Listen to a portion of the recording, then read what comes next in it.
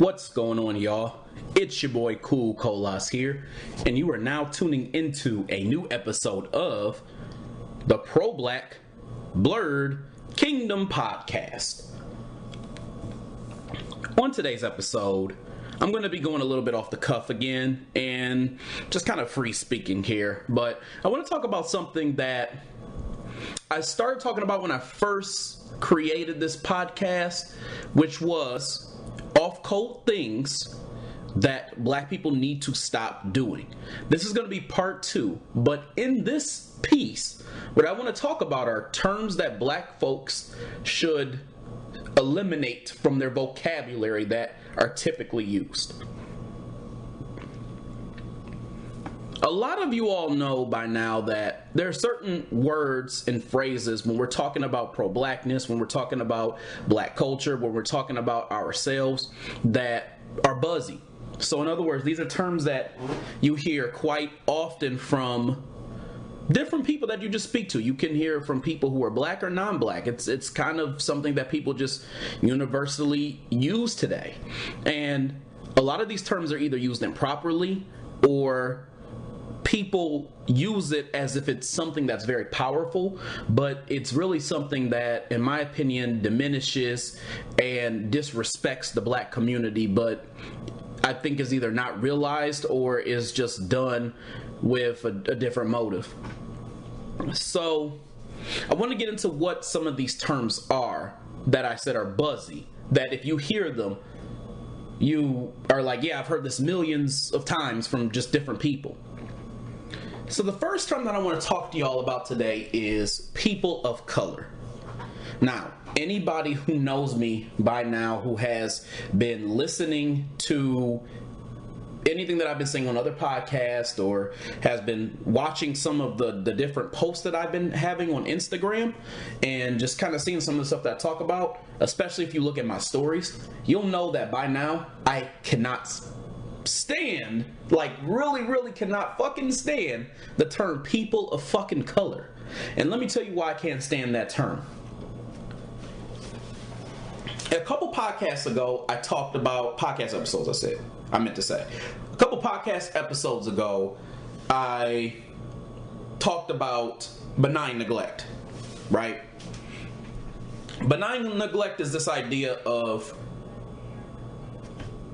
I know that I owe you something, but I'm going to act like I don't, so therefore I don't. That's the simple premise of it. And there are different things that are done in order to adhere to benign neglect and to keep it going. And that's a way for white supremacists to not acknowledge what they owe black folks. And so they do these little tricks and methods and different things that adheres to benign neglect. So in other words, alleviates them from the responsibility of what they owe black people. People of color, and using that terminology, and then the idea of how they implemented people of color, quote unquote, is one of these ways. Okay? So a lot of times when people talk about people of color, in my opinion, what I think most people are trying to say is black. Most of the time. Now, some people may get defensive if you call them out on it, and they may say, well, I mean, all people who have been quote-unquote marginalized. But I'm going to be totally honest with you. I can't really think of an appropriate time to use the term people of color. I can't think of one appropriate time. Because I think some people I've even heard say, oh, well, I use it to talk about all people. But my thing is, like, what context can you talk about all these different groups as if they have an equated issue? So in other words, in what instance could you ever talk about black people, Hispanics, these are all people who people typically consider people of color or whatever, Asians and all these other stuff. Where is there a correct context where you can actually talk about them in the same framework? And some people may hear me and they may say, well, disenfranchisement. I would say, well, what does that mean? Because that's different depending on what group you're talking about. Because we're talking about blacks, anti-black racism, slavery, etc. has been going on for 400 plus years. And we're thinking about like the idea of all these immigrant groups that come into America, then what they've gone through in America doesn't even hold even a little bit of a candle to the things that blacks have suffered from. So I can't really even think of a context where people of color can actually even be used in a proper context. So me personally, I don't like the term people of color because I think what people do is they mean black when they say people of color. But one or two things are going on. Either one, they just don't know any better. I don't know at this point how, but they may not know any better. Or two, if they do know any better, it's typically, I think this is the main reason here, so listen very carefully. The main reason why I think people say people of color is because they are fearful. If you are listening to this podcast and you use the term people of color, understand that either that you've been enlightened now, so you can't use the excuse that you don't know. If you're using it and you're going to use that this podcast, you are fearful. And I'm going to be totally honest with you, and you're not going to like this, but you're a coward. You're a damn coward. And I'm going to tell you why you're a coward. Especially if you're black. Especially if you're black. The reason why you're a coward, especially if you're black, is because you have a fear of using the term black when talking about the things that black people need, the things that have happened to black people, and talking against white supremacists who want to ignore the specific issues that have gone on with black people. Think about it. Using the term black is one of the only times where people try to mitigate how big the issue is. Mind you, think about I'm just going to give you an example real quick. Think about all the times where a woman is, let's give you an example. A woman is birthing a child. What if I equated a woman birthing a child and then the man worrying about the child as if those issues had the same amount of weight? Most people look at me and say, well, it's obviously worse for the woman because she's been carrying the child, she's pregnant with the child, and she's about to bear the child. But men, they're not going to actually give birth to the child. So most people would probably say, what? It doesn't hold the same weight. Just think about all of the pain and the stress that a woman goes through during childbirth and what a man goes through childbirth, regardless of the fact that both of them go through some form of stress to a certain extent, especially if they're two people who are about to be parents that actually care. So you could actually make that argument. Now, to me, the argument of what has happened to blacks and then what has gone on with immigrants is really about in the same ballpark. The only difference is that we're a lot more honest about how we feel about the woman thing. That a woman's stress that she goes through when she's pregnant and giving birth is not the same thing as a man's who is not obviously not carrying the child, obviously not giving birth and all this other stuff, despite the fact that his feelings are valid. We don't sit there and treat blackness that same way. We don't say, hey, all of these things happen to black people, and look, y'all haven't done nothing for us. Y'all haven't rectified any of the issues or any of the things that we've gone through or tried to make reparation or give resources or laws passed for black people. Nobody is going around saying that regularly. No one is doing that. Now, some people, they may say a little something here or there if a black person gets killed. But even that is just not to the level of some of the other issues that have gone on, I think, especially this year, that I've seen people talk about. Not even on the same level. I barely heard people talk about what happened with Jalen Walker when he just got grated like cheese. Is anybody going to talk about how they graded that brother like cheese? I mean, really, was it necessary? Was it necessary for them to shoot him, literally shoot at him 90 times and land 60? That is absurd. And you barely hear anybody really talking about that. That's absurd. That's really absurd. Anyway, that's kind of a tangent. The point I'm trying to make, though, is that you all who say people of color, all you black folks who say people of color, are some damn cowards. And y'all need to grow a pair. Every last one of y'all who says people of color, grow a pair. But our new phrase is gonna be the gap. Grow a pair, okay? Gap. Grow a pair. Because I don't know why the fuck you all can't just say black. Because the problem, I think a lot of people, the reason why they don't say people of color on top of being fearful is they don't realize that there's no difference between them speaking up and not speaking up. So in other words, I think fear, any type of fear that you have, is based off of you being afraid that something bad is going to happen or something is not going to work out, which again is something bad, right? So in terms of black folks saying people of color and not wanting to just speak for black people, what that does is it it makes it so that I think it had, like, a lot of black people have this mindset where they don't say it because they think that white people are going to say something about them, or say you're going to you're making it a race thing, or they're going to receive some type of ill treatment or something else that, you know, they obviously probably in their minds wouldn't receive if they just said people of color instead of black. So I think that's why a lot of black people say people of color. They're afraid of the backlash that they would get from saying it. And my feeling is this: look, they knocking y'all's asses off any damn way. So why in the hell are you afraid to say people of color? You're already getting killed. You're already getting mistreated. You're already getting used and abused. You already are having all these bad things happen to you by the white dominated society. And you seem to think that something worse than what is already happening is going to happen if you say, y'all need to do better for black people. That's fucking absurd, y'all. That is stupid. I hope y'all realize how damn stupid that shit is. Like, that's really stupid. That is really, really, really stupid. Now, here's the thing. When we think about people of color, and we say people of color, what we're really doing is we're including other groups of people because there's this fear also that if we don't include other people, we're being insensitive to the struggles of others, right? I think that's the other fear there. We're being insensitive by not including the struggle of others that others have gone through and the way they have been marginalized by white supremacy. And don't get me wrong, white supremacy can really affect anybody, even white people. So I'm not making that claim that it only affects black folks. What I'm saying is that by including other groups, you're making the insinuation that if I scratch your back, you'll scratch mine to a certain extent. But what happens is your back is not really getting scratched as a black person. So these immigrant groups are not having your back. They're not having your best interest at heart. I mean, all the other immigrant groups, as a group, they treat you like shit.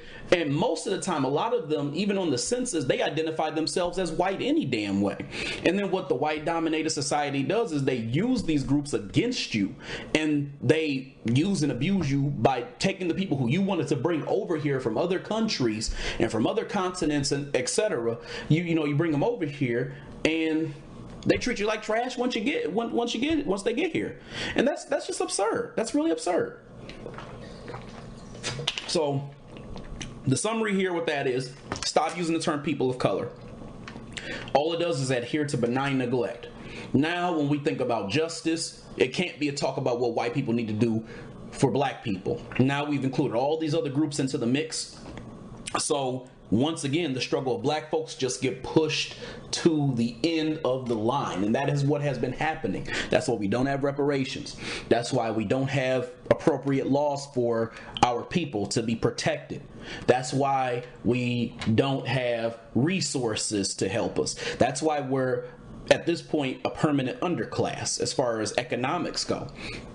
So, again, people of color, eliminate the term. If you're listening to this, you have now officially been educated. At this point, after you are done listening to me ramble about like how frustrating some of these terms make me, and you're using that term people of color, you're a damn coward, and I don't have no respect for you. I'm just going to be totally honest with you. Term number 2, black and brown. This one is a lot like people of color. It's very, very, very similar to people of color, as a matter of fact. If anything, it's kind of like a synonym. Like, it's like saying rude and obnoxious. They're kind of similar, right? Rude and obnoxious are kind of similar. It's like that. So,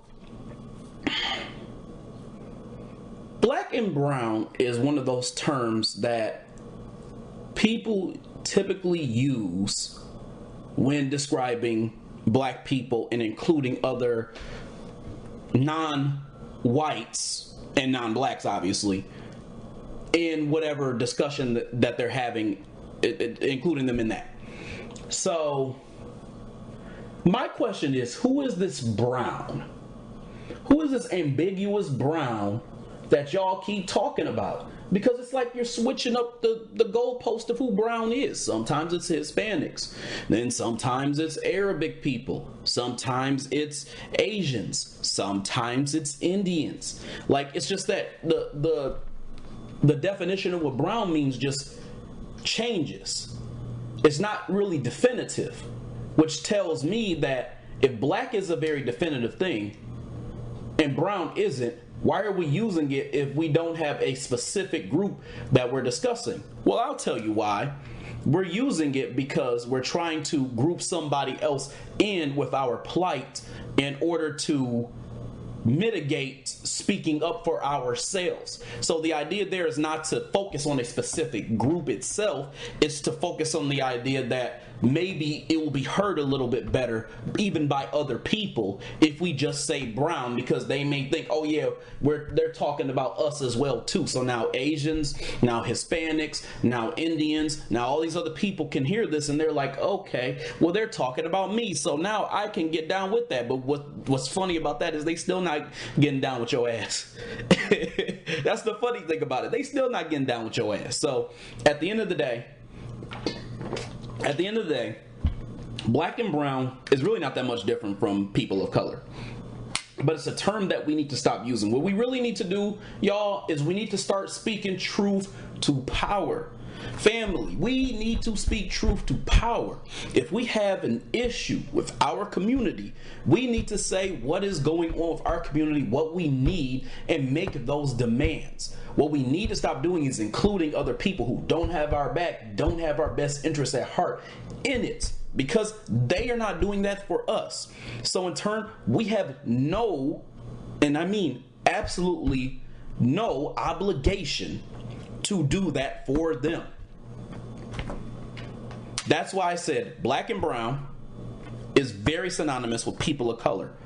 The only difference is one is basically acknowledging that black is a thing, but I'm including these other people so people actually hear, so people outside of being black hear me. The other one is I'm just going to be totally ambiguous about it and just say people of color to just group anybody who could be potentially marginalized without context of how they've been marginalized or how much they've been marginalized, which is absurd.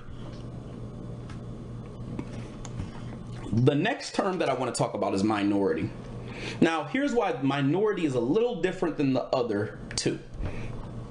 Minority is different simply because minority, to a certain extent, goes outside of this idea of race or culture.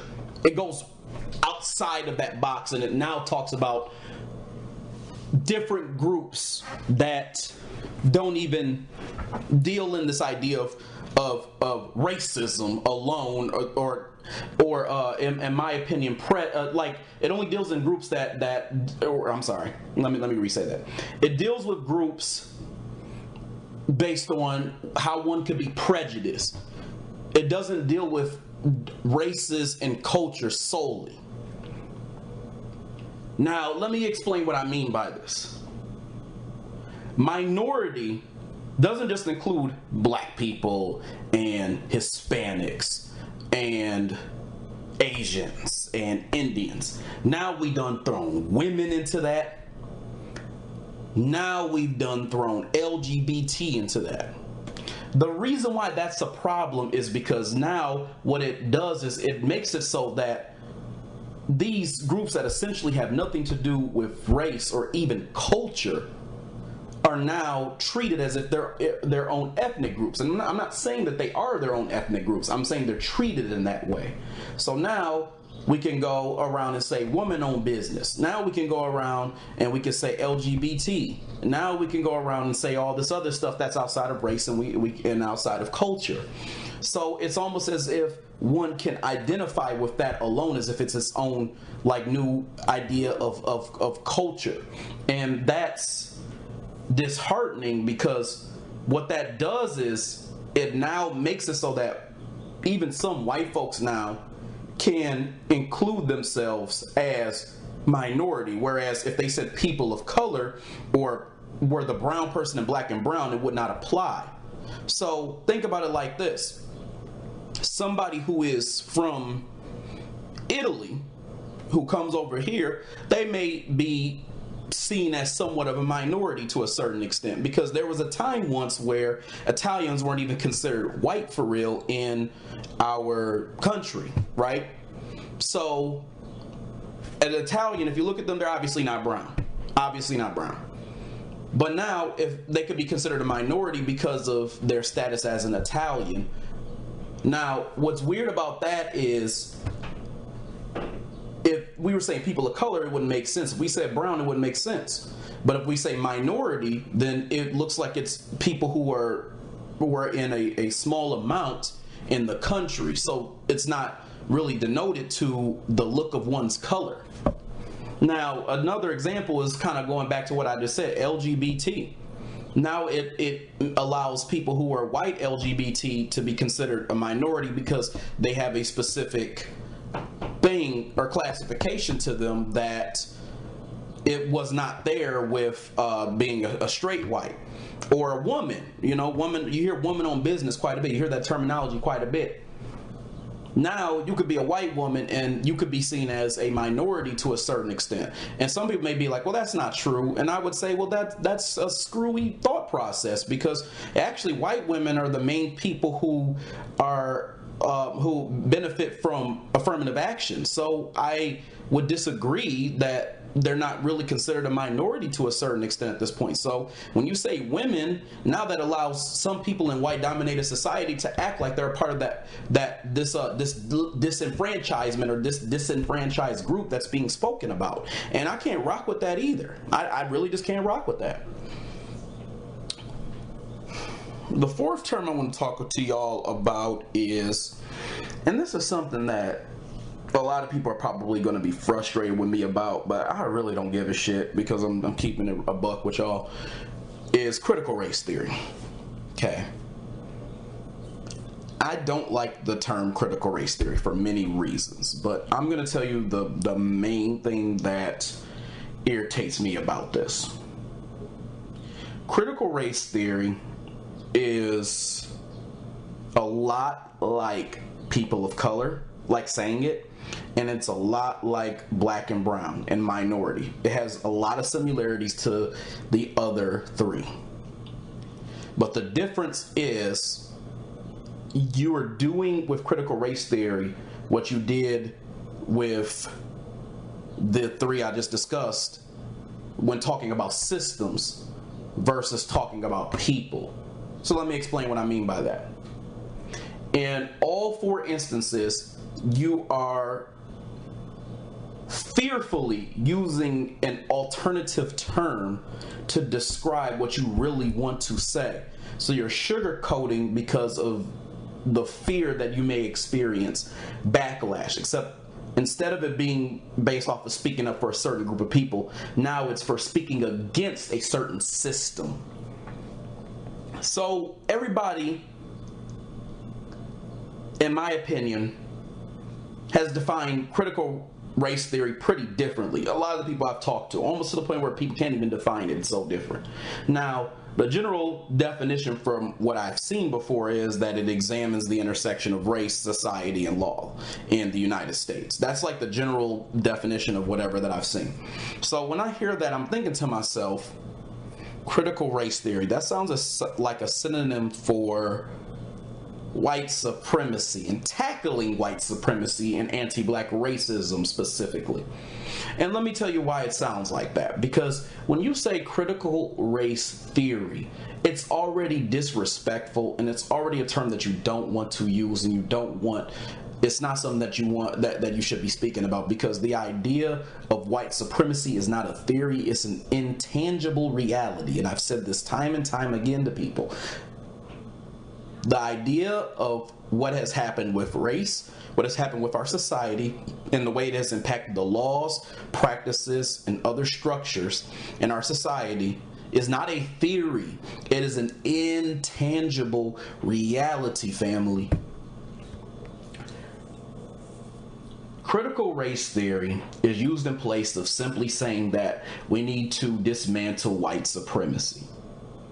It's really as simple as that. And because people are so fearful to the point where they have to make a new term, what I am even more fearful of is when people get into these schools, get into these positions, or get into these speech, like these little speech hubs where they're giving speeches to people. I fear who is giving the speech. I fear who is teaching it. And I fear the way that they are defining this idea of critical race theory. Again, this is not a theory. This is a reality. A theory suggests that this is something that someone speculates could be a thing with specific scientific evidence to at least to back up the claim of why it's something to speculate. What I'm saying is that this is not something that's speculative. This is something that was created, and this was created by white dominated society. So when we say critical race theory, there's no reason to use a term that's synonymous of what really needs to be said, when what needs to be said is the true issue. So in other words, I think people are not really saying white supremacy or tackling white supremacy and examining how to dismantle white supremacy is because they're afraid of just saying white supremacy, because there you go again, trying to challenge white folks, and that's kind of scary. And that's why I said, like, that's the same issue as when you're talking about people of color. You're afraid to just say black because you're afraid of the backlash that you're going to get from white people by saying black people have been mistreated, yada yada yada yada yada. Once again, by saying critical race theory, you're afraid of the backlash that you're going to get. That's BS. That's BS. It's just total BS. So I have a lot of issues with the term, but those are the main ones.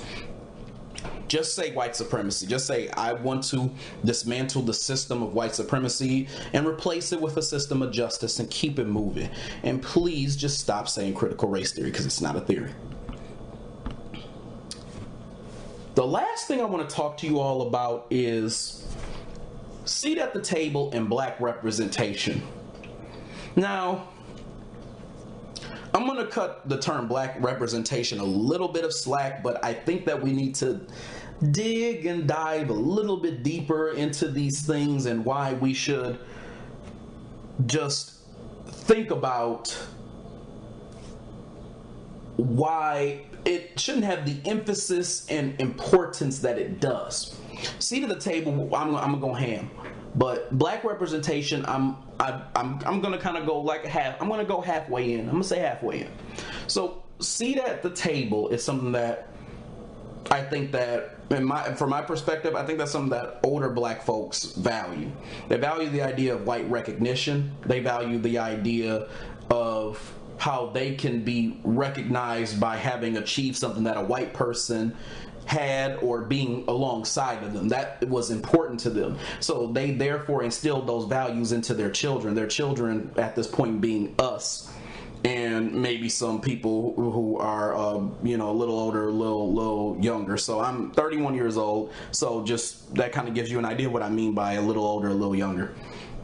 But anyway, I think that was the value of older black folks, and they're trying to pass it down to younger black folks. So now a lot of us are trying to, a lot of us being like, not me part of that us, but I'm speaking hypothetically here, a lot of us are now valuing this idea of having a seat at the table, because we're thinking that there's some progress that has been made because of the fact that we're now sitting alongside white folks, when that is definitely not the issue. Because if a system of white supremacy is still intact, it doesn't matter where you stand within that system if it's still there, because you're still going to be impacted by it as a black person.